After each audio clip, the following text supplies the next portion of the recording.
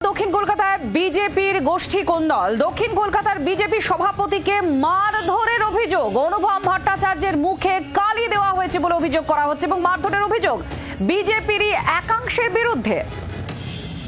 দক্ষিণ কলকাতায় সেখানে বিজেপির গোষ্ঠী কোন্দল। দক্ষিণ কলকাতার বিজেপি সভাপতিকে মারধর করা হয়েছে, অনুপম ভট্টাচার্যের মুখে কালি দেওয়ার অভিযোগ করা হচ্ছে এবং বিজেপিরই একাংশের বিরুদ্ধে অভিযোগ। মৌমিতা আমাদের প্রতিনিধির সঙ্গে আছেন। মৌমিতা, কিছুদিন আগে আমরা পোস্টারও দেখেছিলাম, এবার সরাসরি মারধর কালি দেওয়ার অভিযোগ।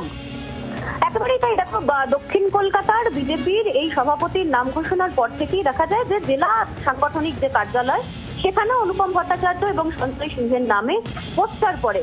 এবার সরাসরি গোষ্ঠী কোন্দলের যে ছবি উঠে আসছে, জি 24 ঘন্টার পর্দায় এক্সক্লুসিভ যে ছবি দেখা যাচ্ছে, সেখানে দেখা যাচ্ছে যে 125 নম্বর ওয়ার্ড 8 নম্বর মন্ডলের অনুষ্ঠান এবং সেই সময় অনুপম ভট্টাচার্য এবং অনুপম ঘনিষ্ঠ মন্ডল প্রেসিডেন্টের ওপর রীতিমতো চড়াও হন এবং তাদের দুজনের মুখেই কালি লাগিয়ে দেওয়া হয়েছে।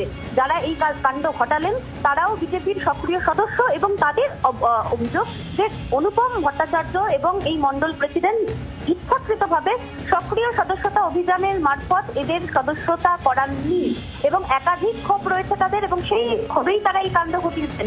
খুব স্বাভাবিকভাবে এই ছবি প্রকাশ্যে আসার পর থেকেই গেরুয়া শিবিরে কিন্তু অস্বস্তি বেড়েছে।